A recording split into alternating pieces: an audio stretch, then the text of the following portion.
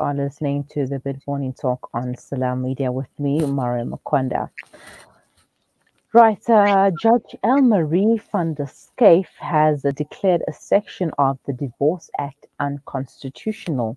She found that the section which relates to the distribution of the couple's assets on divorce discriminates against women. To shed some light on the new amendments made to the Divorce Act is attorney Magdalene Moonsamy. Good day, Assalamu alaikum, Magdalene, and thank you for joining me.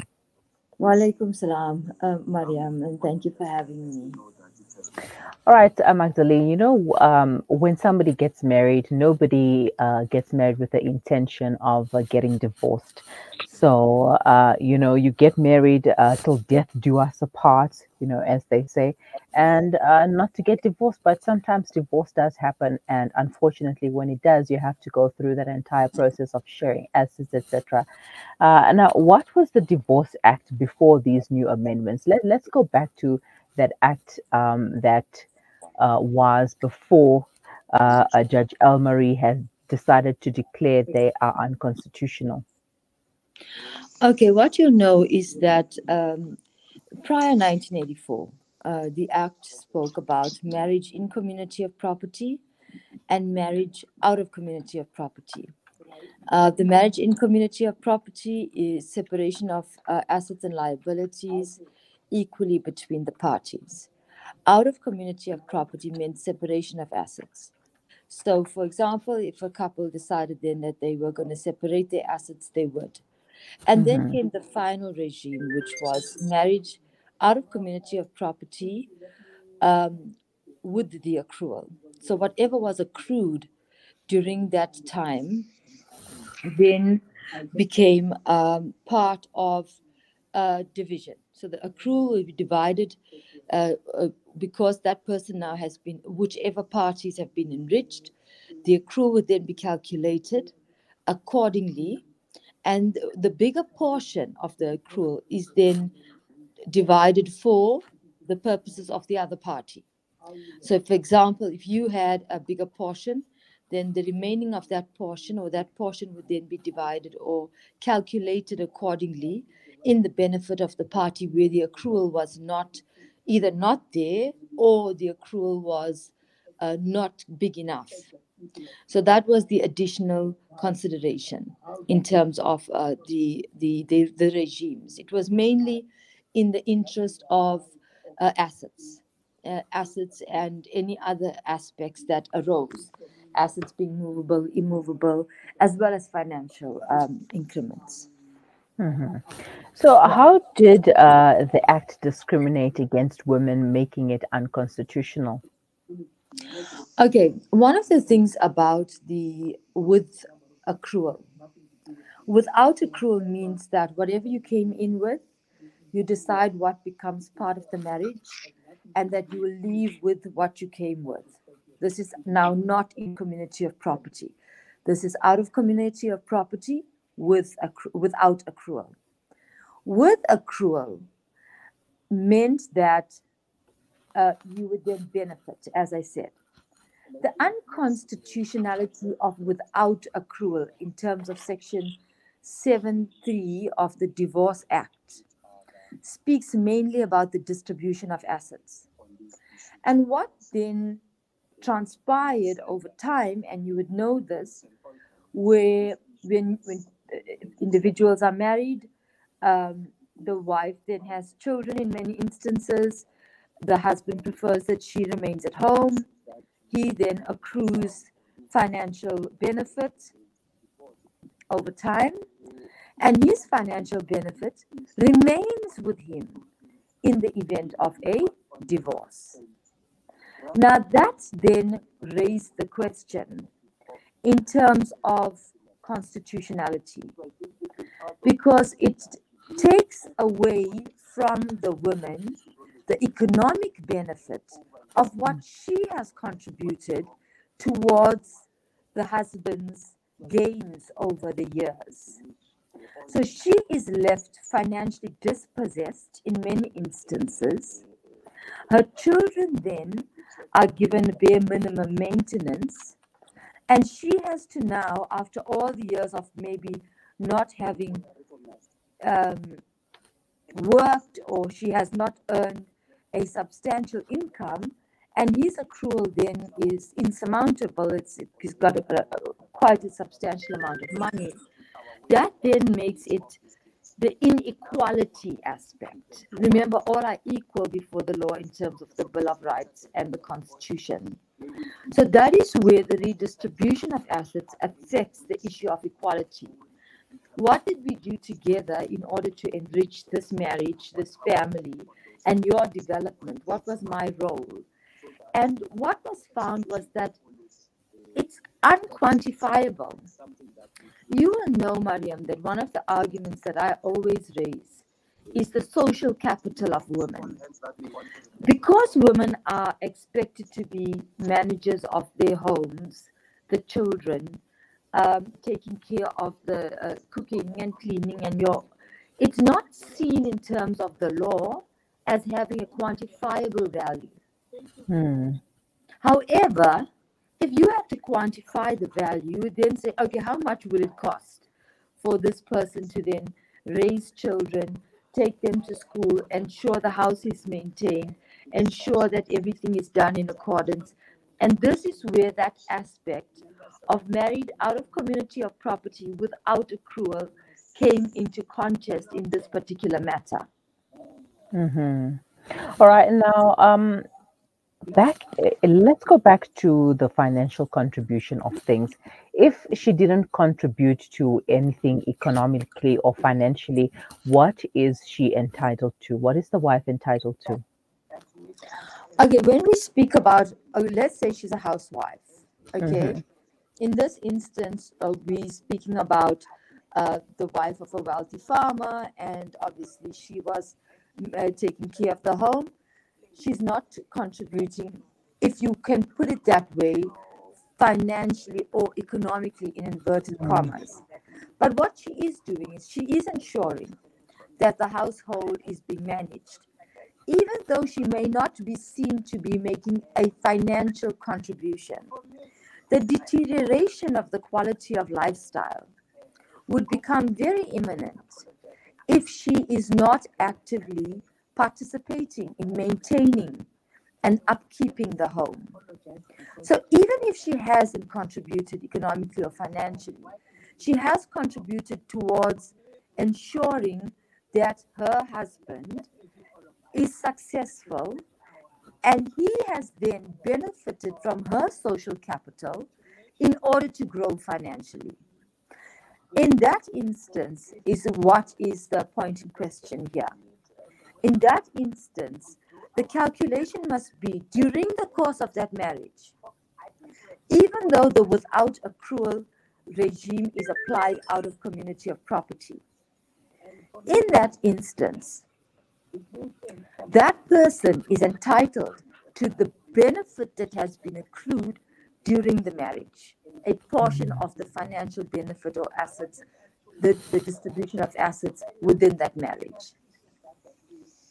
And how is it calculated?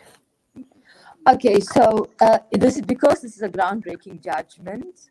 There is no formula at this point. However, what the court is saying is that, remember, in the past, before 1984, the court had a discretion without accrual for distribution of assets. And thereafter, because of the accrual then gets calculated after all of the properties, finances are disclosed by the attorneys.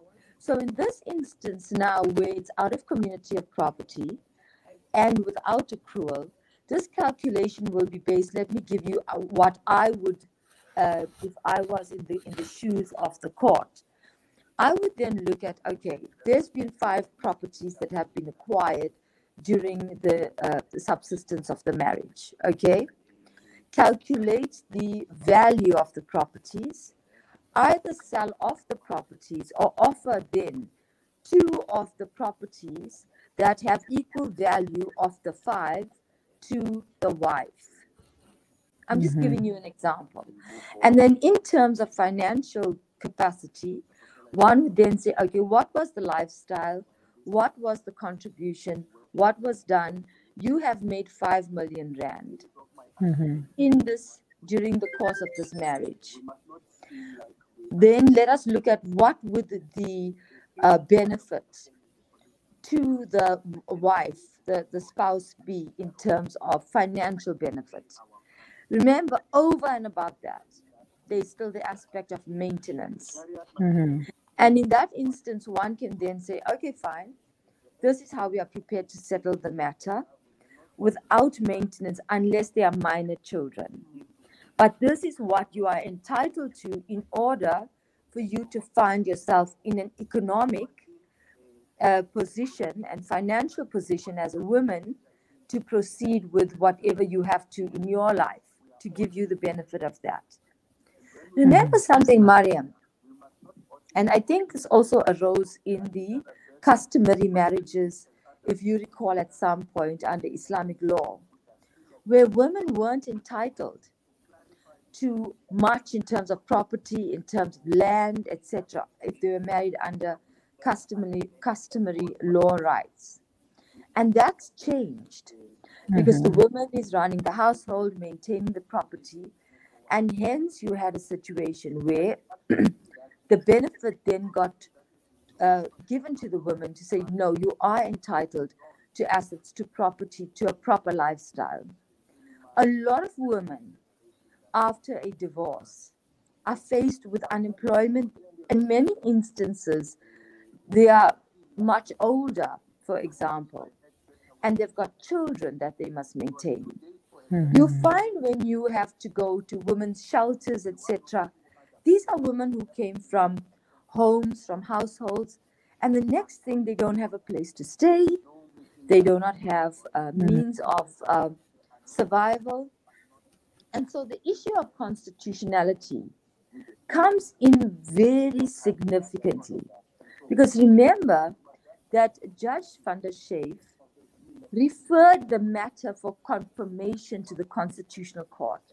And over and above that, there has already been this matter being recognized through a research process for the purposes of what then becomes a situation of a woman under in community of property, out of community of property with accrual or without accrual. Because you find that economic inequality prejudices and discriminates a woman from being able to proceed with a prosperous and complete life. That's where the aspect of constitutionality comes in insofar as the discriminatory element and the prejudice, because it's financial and economic prejudice to which she has made extensive contribution, and she has been obviously building and making the effort to keep the home and the family in good speed. And that definitely changes perspective. I mean, even generally, if somebody has to ask you, what are you bringing to the table? Like, hello, remove me out of this equation and you'll know exactly what I have brought to the table. Let us take a quick break, Magdalene, and we'll continue thereafter. Okay.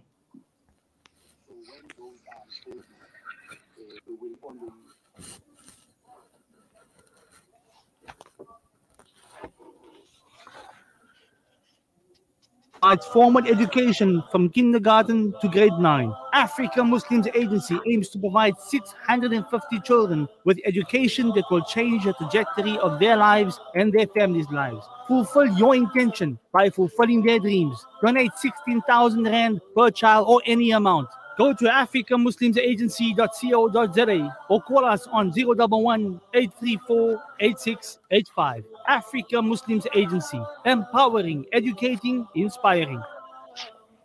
You know, it's a wonder how kids get anything done these days. With all the distractions, when do they even get time to study? As a mother, all I can really do is make sure they have all they need to perform at their best. That's why I choose to include Sunfoil, triple refined pure sunflower oil with every meal I make. Naturally cholesterol-free and approved by the Heart and Stroke Foundation as part of a balanced eating plan. So whether I'm cooking, frying, or baking, I know every dish will be a wholesome one. Sunfoil, now we're cooking.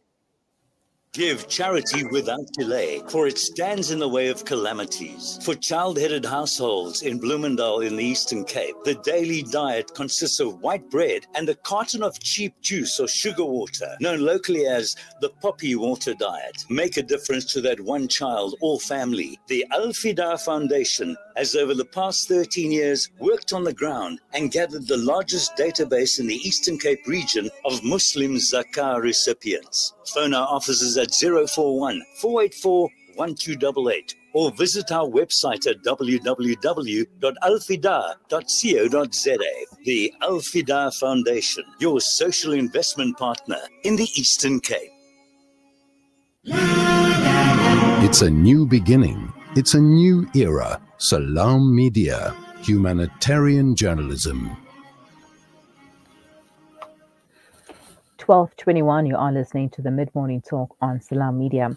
Gauteng High Court finds parts of the Act discriminates against women and is unconstitutional. Judge Elmarie van der Schyff has declared a section of the Divorce Act unconstitutional.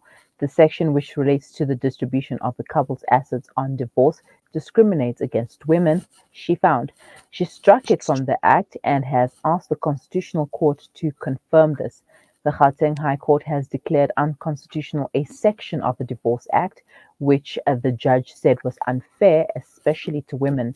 The section barred those married out of community of property and without the actual system from benefiting on a divorce from what they might have contributed to the marriage. And still with me is attorney Magdalene Moonsamy, shedding some light on these new amendments, which obviously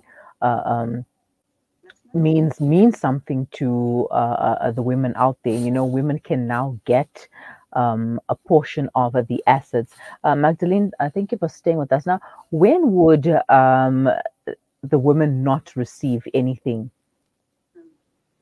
If it is without accrual. Mm-hmm. So now this is the exact issue that we're dealing with in this matter. When there is, for example, two people enter into a marriage, and the husband obviously has a property, the wife comes in without a property, and the husband has a business, which she has started. The wife comes in maybe with the bare minimum of what she has had, and the husband says, okay, the marriage regime we're going to go into is going to be whatever you came in with, which is nothing, stays that way. Whatever I have brought in remains mine. And whatever I have accrued during that time that I've built also stays mine. That's without accrual. Now, that is the point in dispute in this matter that Judge van der Schyff is now applying her mind to and suggesting that no, it can't be that it's a complete separation of contracts, because the reality is, as you said, you marry, you have intentions. Those intentions, if they were unscrupulous, must be disclosed. If there's misrepresentation, etc., then the wife has a further claim to damages. Remember, Mariam, this isn't a damages claim. This is a right to the accrued financial and whatever other benefits the husband has accrued during the marriage. In any marital system, those things like, if you're a beneficiary of an estate, etc., donations, certain items that are marked outside of the marriage, that will not be calculated in terms of the benefit. But when it comes to the financial aspects, property aspects, etc., this is where the issue of discrimination comes in. Mm-hmm. So what is being said here is that in many instances, and I do not want to generalize, a divorce doesn't naturally happen without conflict. Mm-hmm. Remember, a marriage is a contract. Yes. between two people, as you said, to live together for better or for worse, etc., etc. And in this instance, what we are now finding is that this woman has endured years of abuse. She's endured years of isolation, of neglect, or of abuse, and it's been emotionally tremendous on her. Now, that in its very nature does not stop the man from benefiting and making huge, accruing large amounts of financial success. And so we find ourselves in this kind of a situation where the woman is now being looked at. In the past, even during issues of divorce, in the past, the court would always say, we are not here to want to understand what transpired. Remember, adultery was recently removed as a grounds for divorce and damages. But this is the reality of what many women are facing. Exactly. Even if it's on the side of a woman who is successful, and the man is not as successful as she is, but she is on the other side committing such acts, that places prejudice, because the benefit that she is meant to enjoy as a wife in terms of provision, in terms of love, care, and support, is transferred to a third party. And the court then said, no, look, if you have found yourself another way, let's just move on, let's get divorced, we don't want to hear the circumstances. So the voices of women, Mariam, have been silenced because of the nature of what the courts and the system have limited them to. All right, quickly, Magdalene, you were mentioning something very interesting right now about the woman who is successful and the man having not much. Now, what if the tables were turned in that case? Does the man also benefit from these new amendments? Well, of course, look, this matter is making a reference to, because it is a matter that's before the Constitutional Court now, which will gain the attention of the Constitutional Court. It would be, in my view, that if you are dealing with issues of equality and discrimination and prejudice against a party, what would apply to a woman who has not benefited or who is not due to benefit in the out of property without accrual system should equally apply to a man who is financially disadvantaged and is not, but has taken. But remember, Mariam, we have to consider what was the role of the man during the course of the marriage. Was he contributing towards household management? Was he contributing towards the children? Was he taking care? Was he the primary caregiver of the home? So you can't just simply say, okay, it's one size fits all.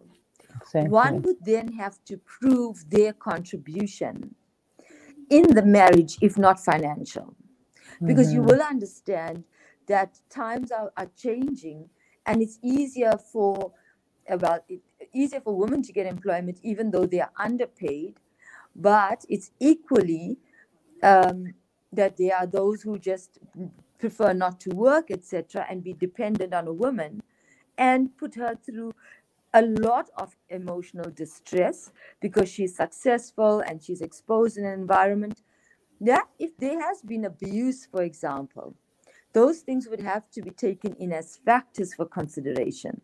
So it's not a simple thing of saying, okay, I'm without fault. It has to be then considered in that manner. All right. Well, that makes sense. We're going to find out more as this develops. Thank you so much for your time, Magdalene, and for shedding light. I guess this brings new hope for the women. Absolutely. And men. Yes, but more for women. I think that's the bias that we all have towards each other. Thank you so much, Mariam. Have a wonderful day. Assalamu alaikum. Wa alaikum salam. Attorney Magdalene Moonsamy shedding light on the new amendments made to the Divorce Act after Gauteng court finds part of the act discriminates against women and is unconstitutional. You can share your thoughts on this matter in the comment section below or send them to us on WhatsApp. The number is 061 766 0355. It's 12:30. You're listening to the Mid Morning Talk.